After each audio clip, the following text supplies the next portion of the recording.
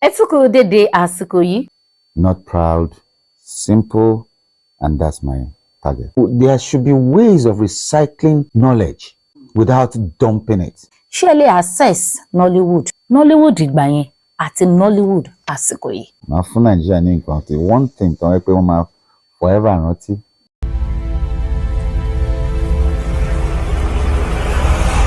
Ẹ tún kú dédé àsìkò yìí. Ẹ káàárọ̀, ẹ káàsán, ẹ káalẹ́ ní gbogbo àsìkò tẹ́ bá láǹfààní láti máa gbọ́ tẹ̀sí ń wò wá lórí ètò wa ìṣẹ́jú mẹ́ẹ̀ẹ́dógún pẹ̀lú Fọlákẹ́mi lórí ìkànnì yìí. Bẹ́ẹ̀ ni mò ń kí n pé ẹ káàbọ̀ sórí ètò yìí. Ẹ mọ̀ wípé gẹ́gẹ́ bí ìṣe Fọlákẹ́mi mi kì í re ìrà tí ò lọ́mọ nínú, ẹ ti mọ̀. Táwa ní àlejò mi lórí ìṣẹ́jú mẹ́ẹ̀ẹ́dógún pẹ̀lú Fọlákẹ́mi. Ta ló fẹ́ lo ìṣẹ́jú mẹ́ẹ̀ẹ́dógún pẹ̀lú Fọlákẹ́mi? Ẹ farabalẹ̀. Fọlákẹ́mi ń bọ̀, tábádé ẹ wá ṣalábàápàdé àlejò.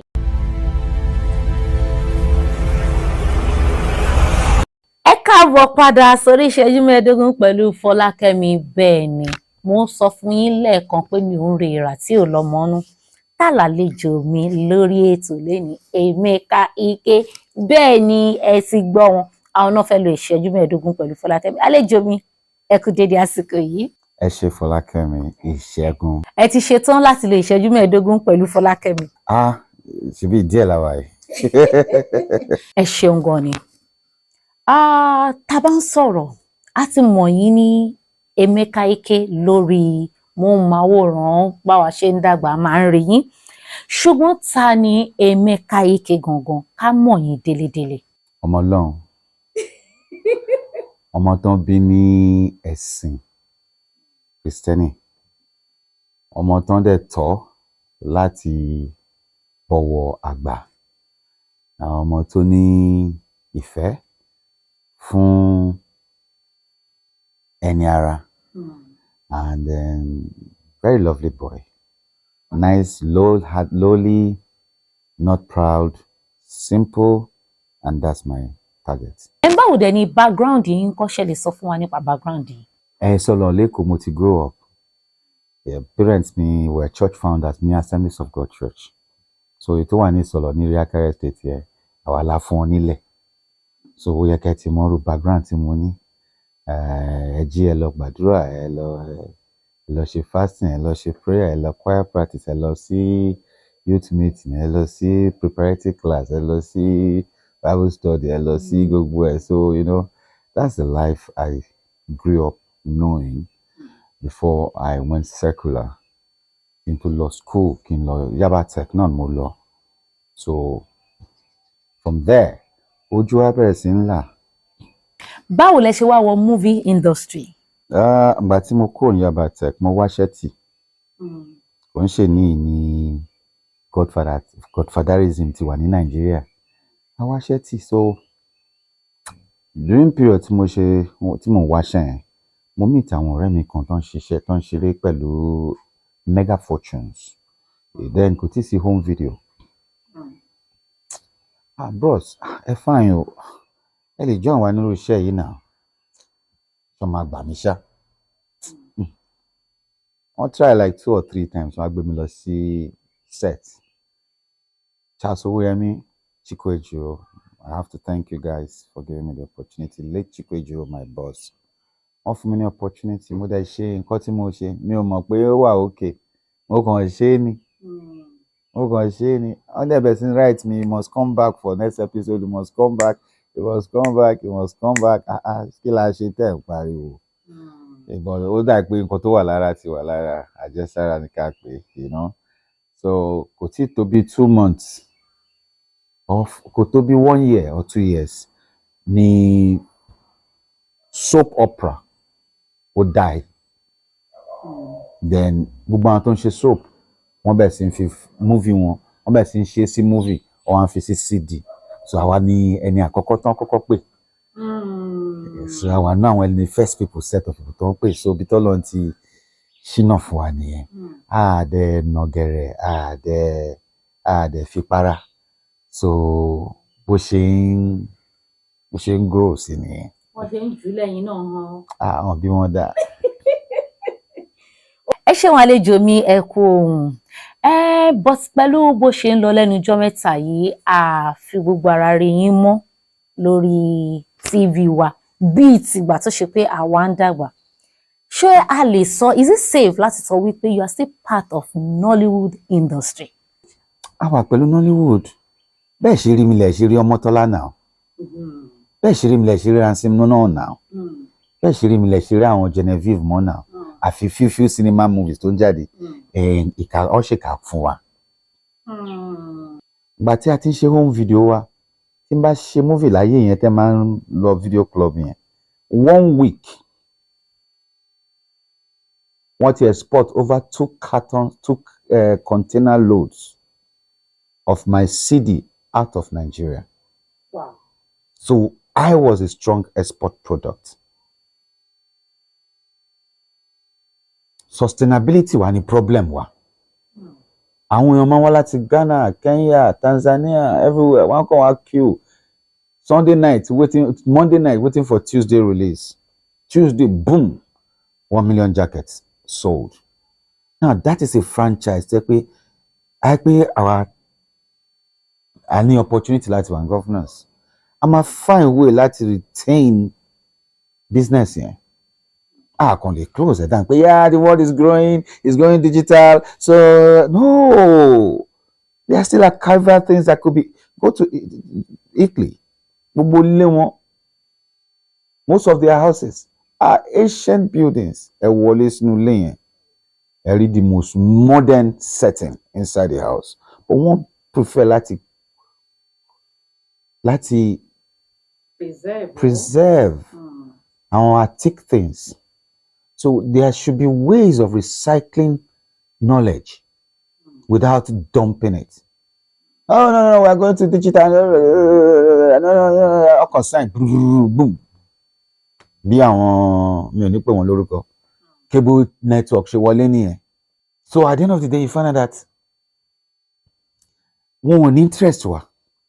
But don't you sign kí ni ẹ lọ sí cable network? Everybody started obtaining decoders. Why would you buy a CD again when there is a decoder that can assemble all the movies in one spot? So àwọn cable decoders yẹn ló. I will not destroy Nollywood. Hey, CD market is dying. It's overrated. I mean, it's undermined. You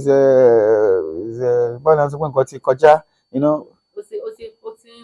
Cake. Yes, a cake or modern more. Out of fashion. But I love see gbogbo outside Nigeria, in Europe, wọ́n ń lo DVD systems. So ìgbà tán ṣe kíní ẹ̀ ìkànnà ṣe fún wa. Báwọn ẹ ṣe gba franchise wa nìyẹn. Kò dẹ̀ sẹ́ni tó ń patronize àwọn tó ń sponsor wa mọ́. Kò sẹ́ni tó ń ra CD mọ́. Ṣé wọn rówó wọn mọ́? Tó máa ṣe film, wọn ò lè ta 100,000. Àwọn tá máa ta 1 million in 1 week, 2 million in 1 week, nígbà míì máa ń tà. Wọ́n tó wù mí ṣe high nìyẹn. Tí mo ṣe dọlọ́lá nìyẹn. Torí mo fojú sí. So àwọn èèyàn dẹ̀ like iṣẹ́ mi. But ìgbà tó yẹ pé tó bá fẹ́ tà ń sìn 100,000 ti pa ni. Everybody ṣe ń pack out ni. On back out. Kò sí ìdímọ̀tà mọ́. Kò sí ebi ń pejò lè mọ́. Kò sí ìdídì lè mọ́. Kò sí Iweka road. Kò sí Onitsha market. Gbogbo àwọn tó máa fi ń pariwo ń gbà yẹn. Gbogbo ẹ̀ kan fizzled out. Aha. Now, based on your experience, pẹ̀lú ìrírí yín gbogbo ọdún tí ẹ ti láǹfààní láti lò ní Nollywood industry, nígbà yẹn sì ìsìn, ṣé ẹ lè access Nollywood ìgbà yẹn àti Nollywood àsìkò yìí? Nollywood sì ti ní equipment, but wọn ti ní stories wa. Wọn ti ní grasp on the audience wa. Wọ́n ti ń shoot with the perfect equipment, nice setting, nice formats, but they've not been able to capture the grassroots. Àwọn stories wọn kọ́. most of their stories are mostly elite based. This must be this must be to this level. It's not just about the equipment thing.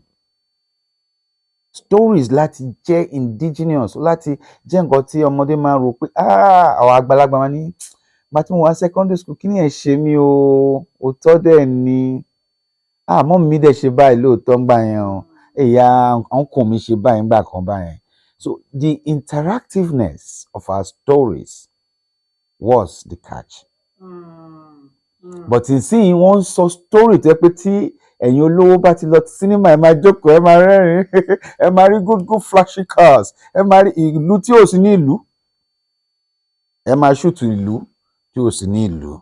Àfi àwọn ẹbí tó Abraham, àwọn few like Fúnkẹ́ Akíndélé tó ń try láti padà lọ sí ìjìnlẹ̀ stories, but the much of glamour is killing it. Then two, elite crowd lẹ́ni ní Nollywood ìsìn, àwa grassroots crowd ni wọ́n la ní. Ẹ̀rẹ̀ tí break 15% crowd wa tí ní àwọn torí àwọn tó ń lọ sinimá tán ní 7,000 yín lọ́wọ́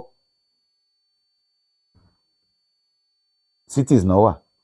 Àwọn ọmọ tí ó wà nílùú wọn tá a máa ń fún ní fame nílùú wọn ní village wọn ní inside their bedroom tí reach wọn. So the industry has grown with has technically developed, but it has not holistically evolved. Àlejò mi ẹ kú ohùn látàárọ̀. Ṣé rí ìpele tá a dé yìí, a fẹ́ lọ wò lára iṣẹ́ yín káwọn aráalé lè mọ̀ wípé Emeka Ike ṣì wà on screen. Ẹ̀yin wa nílé ní báyìí ẹ jẹ́ ká lọ, a fẹ́ lọ wo iṣẹ́ tí àlejò mi tí wọ́n ṣe kíni tí wọ́n kó ipa takuntakun nínú ẹ̀. Ó yá, ẹ jẹ́ ká wo Emeka Ike in action.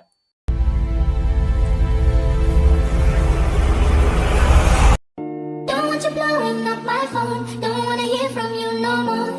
I know say you won't build me, so I put my phone on D&D. Don't want you messing up my vibe, no choke me with your fit high. I know say you won't build me, so I put my phone on D&D. On D&D, on D&D. This not D&D, I put my phone on D&D. I know if you carry load. You get a problem, I get my own. Don't they worry me for my zone. Carry man say what it goes on. Me, I'm on airplane mode. If you won't give me money, don't call my phone. But if not turn off, I go turn off. Cause I'm available for enjoyment. My boundary, you say that I'm happy. But if you've been there for me, you know where to find me. Don't you blow me. Ẹ káàbọ̀ padà tó bá ṣe wípé ẹ̀yin ṣe darapọ̀ mọ́ wa ní orí ìṣẹ́jú mẹ́ẹ̀ẹ́dógún òun la wà. Bẹ́ẹ̀ dẹ̀ ni àlejò mi ni aṣẹ̀wò tán yẹn lórí iṣẹ́ pàtàkì èyí tó ṣe kí ni ó sì ń gbóná ní fẹ̀rífẹ̀rí. Àlejò mi Emeka Ike ẹ kú ìkàlẹ̀. Thank you. Yeah. Báyìí ṣé mọ̀ pé à ń sọ wípé fún bí àwọn ìgbà kan a fi gbogbo ara rí yín mọ́ on screen. Kí ló ṣẹlẹ̀? Mi ò ń ṣe èèyàn rádaràda. Rádaràda ti pọ̀jù ń bẹ̀. And then tó bá ti wá débì kan gbogbo ẹ̀ náà máa ṣú one day. Very soon everything might collapse. Because when nuisance becomes uncontrollable, there will be sanctions that could affect the product. Mi ò like bó ṣe manage YouTube nsìn. Mi ò like bó ṣe manage online wa. Mi ò fẹ́ jẹ́ part of it for now. But for cinema, well, very soon, màá ṣe tèmi. Ìdí aya mi ti ṣe tiẹ̀. So, agbára Ọlọ́run, màá calm down, màá fún Nàìjíríà ní nǹkan tí one thing tó wẹ́ pé wọ́n máa forever rántí. Máa like. Ẹ jẹ́ ká wo ẹ̀yin àti òṣèlú because mo láǹfààní láti rí àwọn bí ìròyìn kan, àwọn ìwé kan àti àwọn òfófó kéékèèké kan. A rí kó dàbí ẹ̀yin náà jáde pé òṣèlú èmi náà ṣe kí ni mo lè kópa ń bẹ̀. Báwo ni ẹ̀yin àti òṣèlú báwo ló ṣe jẹ́? Mo ti contest nígbà kan. Mo ti win but mi mọ̀ pé bó ṣe rí nìyẹn. àwọn kan náà ní Nàìjíríà. Àwa mi àti akọ̀ǹdà bíi àwọn tó ń wo bọ́ọ̀lù ní stadium. Àwọn èèyàn ló ní Nàìjíríà. Àwọn èèyàn ló ní Nàìjíríà. So wọn ò dẹ̀ kí n like àwọn èèyàn tó ti wà too versatile, tó wà viral. Torí changes tá a máa mú wá ó lè pa wọ́n dé. So wọ́n máa bá wa jà. Ṣùgbọ́n àwa gan ti ń ready. Gbogbo ẹ̀jọ̀ tó ń fẹ́ jà yẹn. Ibi tó máa ti bí akọ náà ti bí abo. So gbogbo àná máa face ra wa. So 2027 lágbára Ọlọ́run a máa padà lọ bá àwọn fans wa sọ̀rọ̀ pé ẹ jẹ́ ká ṣe òṣèlú fún yín. Lágbo òṣèlú. Omi pé ká máa watch out fún yín nìyẹn 2027 Emeka is coming back. Kì í ṣe ní movie báyìí but ní politics. All right, apart from pé ẹ sọ fún wa pé ẹ ń ṣe movie, ẹ ń ṣe òṣèlú, is there any other project tó ṣe pé ẹ ń ṣiṣẹ́ lórí ẹ̀ lọ́wọ́lọ́wọ́? Mo ṣe lọ parí kan ní Kenya, and I am also èmi ní Nollywood TV ní Star Times.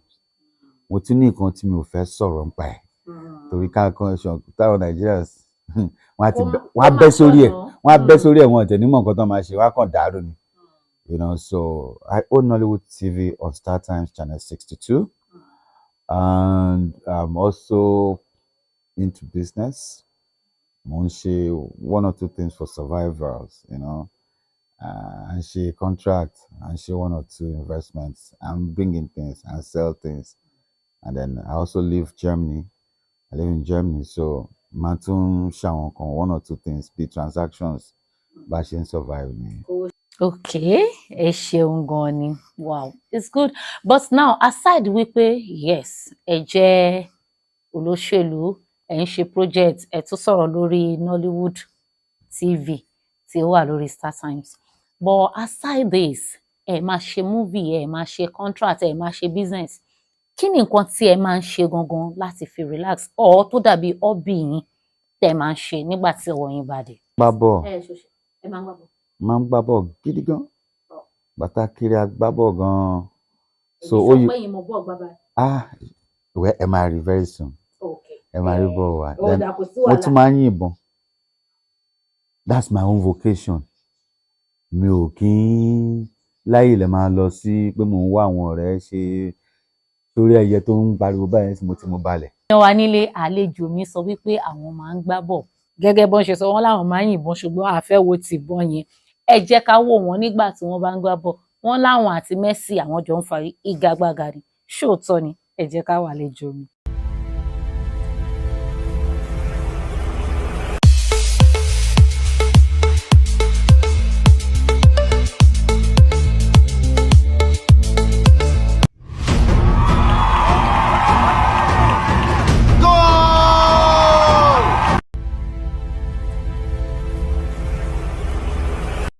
Tó ṣe ti rí àlejò mi bẹ́ẹ̀ wọ́n láwọn ń gbá bọ̀ ń tòótọ́. Àlejò mi ẹ ṣé gan ni, a rí i pé ẹ nífẹ̀ẹ́ bọ̀ ń tòótọ́, ẹ dẹ̀ kúṣẹ́. Opportunity everything o. Opportunity táà ní ló ṣe dàbí pé Messi gbà jù wá lọ. Gbátà kéré àfihàn ànàgẹ̀rẹ̀ a máa ń ṣeré gan. Bàbá ti dé láti school a máa sọ báàgì lẹ̀ báyìí, a máa wọ Metro College, a máa wọ secondary school tó wà next to fi gbàgbàgbà dòwúrọ̀ máa nà á wọlé ni.